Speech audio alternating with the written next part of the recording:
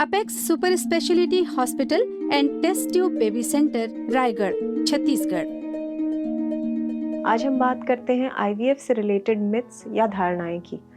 तो आईवीएफ एक काफ़ी आसान प्रोसीजर बनता जा रहा है और अब ये लोगों के लिए काफ़ी अफोर्डेबल भी होता जा रहा है। पहला डाउट जो लोगों के मन में आता है आईवीएफ से रिलेटेड वो ये है कि आईवीएफ काफ़ी कॉस्टली प्रोसीजर है।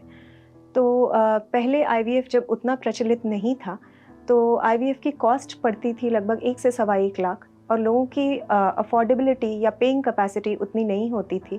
लेकिन आज की डेट की बात करें तो लोगों की पेइंग कैपेसिटी या हमारी अर्निंग कैपेसिटी बढ़ती जा रही है और आईवीएफ का कॉस्ट उतना ही है आज की डेट में भी। तो लोगों के लिए ज़्यादा अफोर्डेबल बनता जा रहा है कि लोग आईवीएफ प्रक्रिया को अफोर्ड कर सकें। एक दूसरा डाउट लोगों के मन में ये आता है कि आईवीएफ की प्रक्रिया जो होती है वो बहुत पेनफुल होती है महिला के लिए। तो आईवीएफ में जो हम इंजेक्शंस लगाते हैं, आज की डेट में जो इंजेक्शंस मार्केट में अवेलेबल हैं वो पेन फॉर्म में भी अवेलेबल हैं, जिससे मिनिमम डिस्कम्फर्ट महिला को होता है। दूसरा प्रोसीजर जो आईवीएफ का है वो है एग पिकअप का। तो एग पिकअप का जो प्रोसीजर होता है वो बेहोशी के दौरान किया जाता है, तो इसमें महिला को किसी भी पेन या डिस्कम्फर्ट की फीलिंग नहीं आती है। और तीसरा जो प्रोसीजर होता है आईवीएफ का वो एम्ब्रियो ट्रांसफ़र होता है और ट्रांसफ़र भी हम बेहोशी की हालत में नहीं करते हैं, यानी कि लीस्ट डिस्कम्फर्ट वाली पोजीशन में ही करते हैं।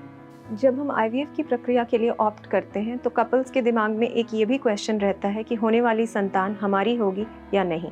तो आजकल मार्केट में एक बहुत सारी रिसेंट एडवांसेस और टेक्नोलॉजीज़ मौजूद हैं।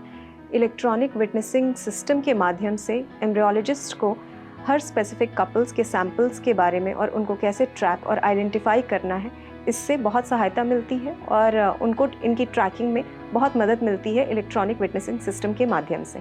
आईवीएफ से रिलेटेड एक और शंका लोगों के मन में ये होती है कि हमेशा आईवीएफ से जन्मे हुए बच्चे या तो ट्विंस या ट्रिपलेट्स, जिसको हम मल्टीपल प्रेगनेंसी कहते हैं, वो होगी। तो ये तो हमारे ऊपर निर्भर करता है कि हम कितने एम्ब्रियो एक्चुअली ट्रांसफ़र कराते हैं। अगर हम एक एम्ब्रियो ट्रांसफ़र कराते हैं तो उससे ट्विंस या ट्रिपलेट्स की संभावना नहीं रहती, और अगर हम डबल एम्ब्रियो ट्रांसफ़र कराते हैं तो उसमें भी सिंगलटन या ट्विंस दोनों की पॉसिबिलिटीज़ रहती हैं। तो ये भी हमारे मन में ये शंका पूरी तरह से सही नहीं है कि आईवीएफ से हमेशा मल्टीपल प्रेगनेंसी ही होती है। एक चौथा डाउट और लोगों के मन में ये आता है कि आईवीएफ से जन्मे हुए जो बच्चे हैं उनमें कंजेनाइटल अनोमलीज या डिफेक्ट्स के चांसेस ज़्यादा होते हैं, क्योंकि इनकी एम्ब्रियोजेनेसिस यानी कि जो इनिशियल डेवलपमेंट होता है वो बाहर होता है, शरीर में नहीं होता। इसलिए ये लोगों के मन में ये भी शंका रहती है, ये भी सवाल रहता है कि कहीं ऐसा ना हो कि आईवीएफ से हमारे बच्चे जन्मे तो उनमें कोई शुरुआत से ही कोई डिफेक्ट रहे। तो इसमें भी हमारी बहुत सारी स्टडीज़ पब्लिश्ड हैं जिनमें ये दिखाया गया है कि नॉर्मल प्रेगनेंसी से हुए बच्चों में जो डिफेक्ट रहने की संभावना होती है और आईवीएफ से जन्मे हुए बच्चों के डिफेक्ट की जो संभावना होती है वो दोनों कंपेरेबल होती हैं। यानी आईवीएफ से जन्मे हुए बच्चों में कोई ये डिफेक्ट के चांसेस ज़्यादा नहीं होते हैं, ये स्टडीज़ में माना गया है। तो आज हमने इस वीडियो के माध्यम से आपके आईवीएफ से रिलेटेड कुछ डाउट्स को क्लियर करने की कोशिश की है।